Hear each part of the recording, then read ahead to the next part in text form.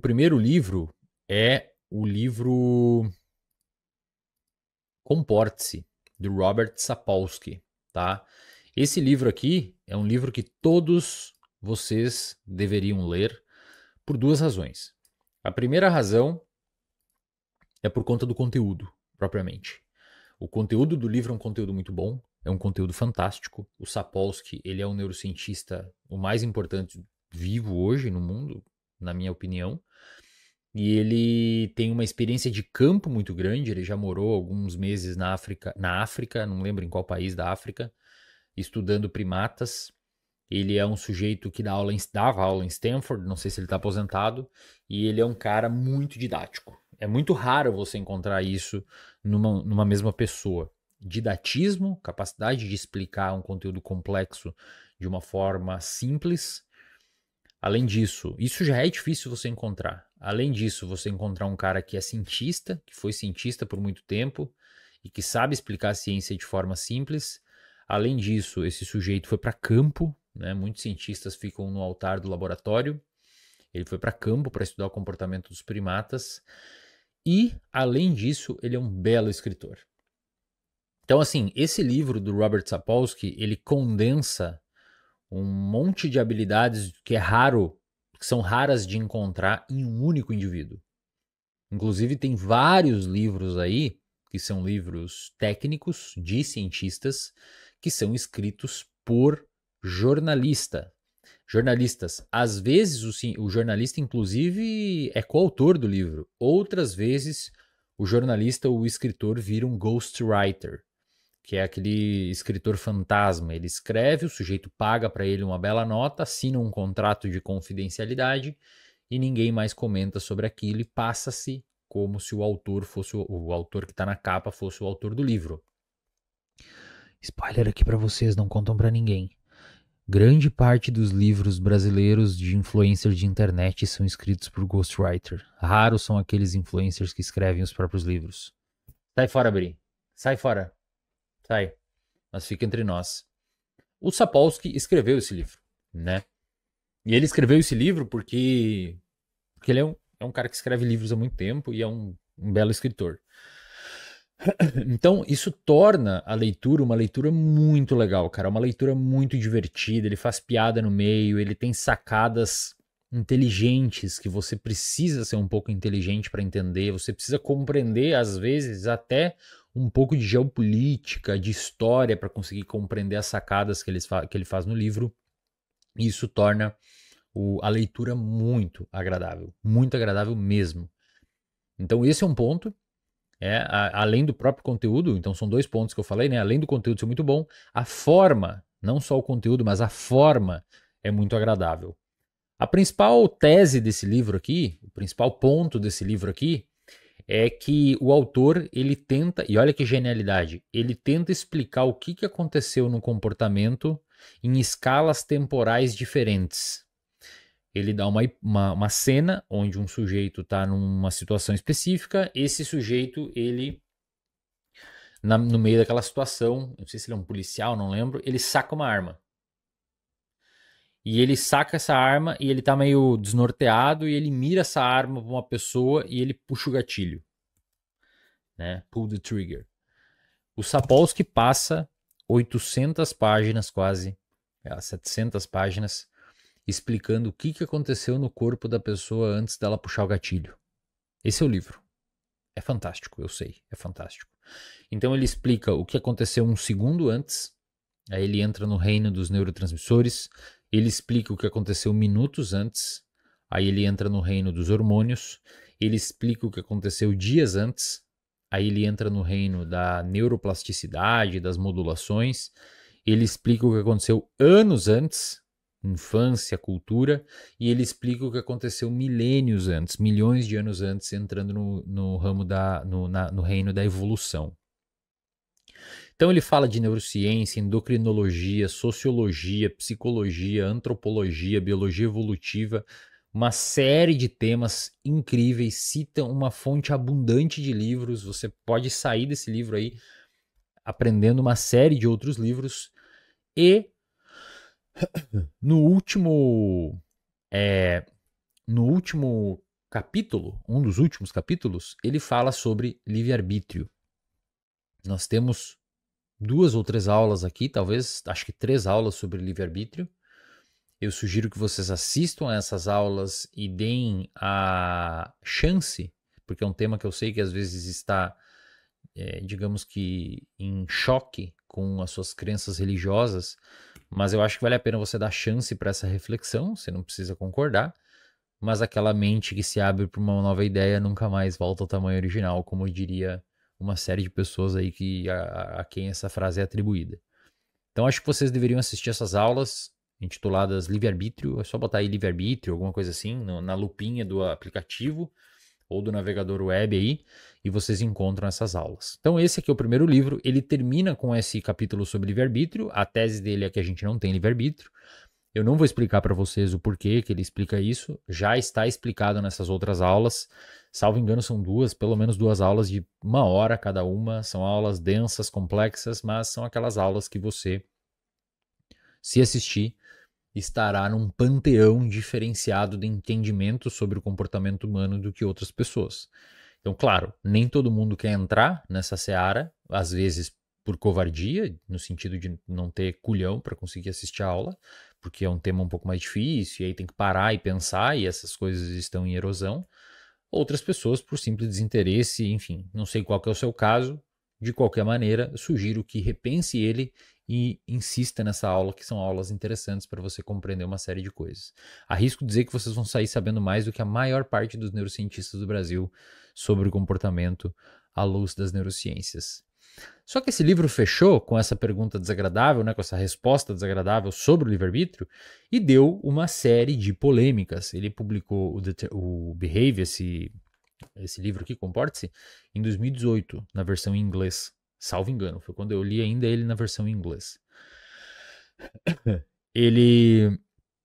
E aí deu uma série de bafafá, né, as questões jurídicas, pô, você não tem livre-arbítrio, como é que eu vou punir, etc. Embora ele explique que não é porque não tem livre-arbítrio que uma situação deixa de ser errada ou deixa de ser passível de ser removido o sujeito da sociedade, né.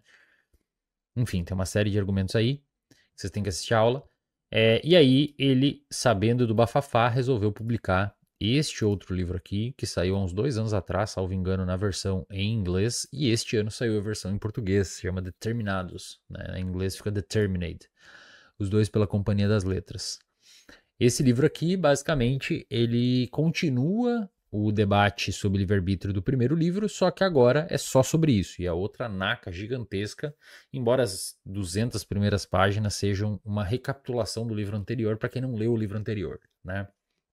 Se você leu o Behave, você pode pular para metade desse livro aqui, né? O Comporte-se, você pode pular para metade desse. Nós temos uma aula sobre esse livro aqui também. Na época ele não tinha saído em português ainda. Eu gravei a aula para vocês. Quem assistiu à época, veja que já estava na frente de boa parte das pessoas que esperariam esse livro sair em inglês. Eu expliquei ponto a ponto esse livro aqui. Ele tem acho que 4 grandes argumentos do porquê que a gente não tem livre-arbítrio. Esses argumentos passam desde argumentos que envolvem complexidade emergente, que é a galera argumenta que o nosso arbítrio, né, viria de uma complexidade, seria uma complexidade emergente, isto é, uma série de moléculas no nosso cérebro, embora elas não tenham livre-arbítrio, os nossos neurônios não têm livre-arbítrio, né? O neurônio ele não decide quando vai disparar. O disparo neuronal é uma digamos que uma convergência de diferentes estímulos ambientais que vão disparando e a gente vai tendo essa percepção consciente do que está acontecendo e essa aparente ideia de arbítrio. Isso, os não deterministas, né, chamam de complexidade emergente. E ele argumenta, lá passa metade do livro argumentando que essa complexidade emergente não existe e tal, e o segundo ponto que ele argumenta é que o nosso comportamento ele é probabilístico, né? E isso significa que, embora ele seja determinado, não necessariamente a gente consegue prever ele. Daí ele cita uma série de exemplos muito legais sobre teoria do caos, né? O problema dos 3 corpos, enfim, tem uma série de questão física que ele coloca aí, explicando que um evento mesmo imprevisível, que é o nosso comportamento, a gente não sabe o que um sujeito vai fazer. Se ele vai fazer isso, se ele vai fazer isso. Não é porque é imprevisível que é indeterminado. A previsão do tempo é imprevisível. A gente não sabe se vai chover ano que vem, em julho, no dia 30 de tarde. A gente não sabe. Mas existem uma série de fatores que estão determinando se vai chover ou não. A gente só não tem poder computacional suficiente para calcular. Então, nesse livro aqui, ele passa por uma série de pontos falando sobre isso. Ele critica muito a visão punitivista e, obviamente, meritocrática, já que se a gente não tem livre-arbítrio, tudo aquilo que você conquistou não é teu mérito, é apenas uma consequência de uma série de fatores que estão operando por aí. Aí ele faz uma longa discussão filosófica, é um belo livro, você pode não concordar, eu acho que você deveria ler, porque é o que eu te falei, você está perdendo a oportunidade de ler um livro desses, porque é um sujeito com muito bom senso, com uma capacidade muito didática de escrita, inteligente, engraçado, carismático, né? Carismático talvez não tanto, mas engraçado. E ele escreveu um livro que está disponível na sua língua. Então, mesmo você não concordando, você está perdendo uma oportunidade muito grande de ler uma coisa muito boa. Beleza? O próximo livro é este aqui, que é o do Joshua Green, que eu falei para vocês, e tá em ordem, tá? O mais legal que eu li aí, mais importante para mim foi o Comporte-se, o primeiro. Porque, cara, isso aqui é um grande compilado das neurociências, escrito de uma maneira incrível. É o que eu te falei, o conteúdo que tem no Comporte-se, insisto, tem vários outros livros. Tem vários outros livros que têm esse mesmo conteúdo, o mesmo conteúdo. Mas a forma que o conteúdo foi escrita importa demais, cara. E a forma que o conteúdo foi escrita pelo Sapolsky é uma forma muito boa. Por isso que eu acho que esse livro é muito bom. Esse segundo aqui é porque me abriu muito a cabeça para uma série de itens e também é escrito por ele. E esse terceiro porque ele faz uma intersecção muito legal entre neurociência e filosofia moral. O Joshua Green é um... Eu nem sei o que ele é, na verdade. Ele é um... Sei lá o que ele é, um psicólogo? Não lembro. Mas basicamente ele argumenta que a gente tem... A gente evoluiu, a gente conseguiu resolver. Ele argumenta que a moralidade veio como uma consequência, digamos assim, né? Ela foi selecionada evolutivamente para que a gente não matasse uns aos outros dentro das nossas tribos. Então, a moralidade resolveu o problema da nossa tribo. A questão é que agora, no mundo globalizado, nós estamos vivendo em diferentes tribos. Ou seja, várias tribos estão vivendo no mesmo lugar. E cada tribo quer colocar as suas regras morais frente às outras tribos. E isso está gerando uma série de consequências, né? E essas consequências estão gerando guerras, etc. Por exemplo, imagina que você está morando numa cidade da Europa e essa cidade da Europa, e você é um cristão, e essa cidade da Europa está recebendo um monte de muçulmano. Eles têm o jeito deles, da tribo deles. Os cristãos têm o jeito deles.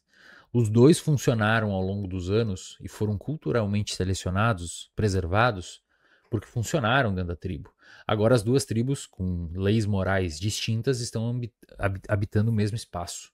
Isso começa a dar problema, porque os muçulmanos têm uma lei específica, leis específicas, né, morais, e os cristãos têm outras.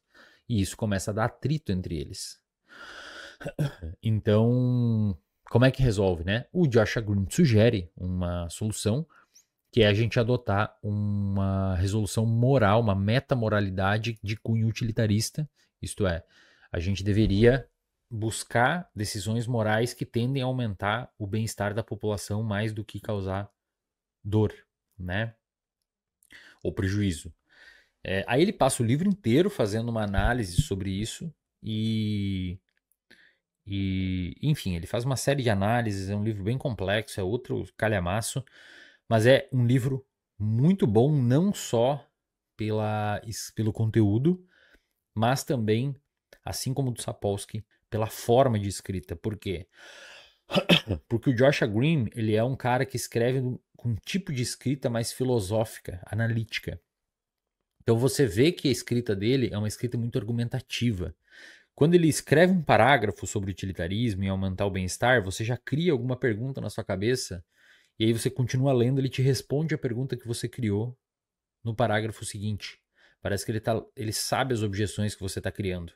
Por quê? Porque ele é um sujeito muito argumentativo. Então ele mesmo levanta as limitações do argumento dele e vai respondendo embaixo. Então você vai lendo e é muito agradável, você vai sendo amarrado pelo debate. E isso, nesse livro, além do conteúdo específico para você, esse livro traz essa lógica de escrita e de conversa que você também ganha. Ou seja, mesmo que você não aprenda o conteúdo direito, ou você não goste, não concorde com a tese, né? Igual os livros do Sapolsky, mesmo que você não concorde com a tese, você vai ganhar muito só de ver como é que o autor escreveu. Isso é uma coisa muito legal mesmo. Então, outro livro que eu sugiro para vocês. E o último livro é esse livro aqui da Jennifer Eberhard, que é uma professora de psicologia social, salvo engano, de Stanford. Esse livro, infelizmente, não tem em português ainda, eu acho, tá? Não encontrei ele em português na data da gravação. Talvez tenha sido publicado, não sei. É um livro intitulado Vieses, né? Na tradução. Basicamente é uma autora negra, uma psicóloga social, salvo engano. E ela escreveu esse livro explicando os principais estudos sobre como o nosso preconceito é... De certa forma, você vai encontrar esses estudos no primeiro livro do Sapolsky também. Inclusive, eu conheci esse livro da Jennifer quando eu estava lendo do Sapolsky, ele cita esse livro da Jennifer, aí eu comprei para ler.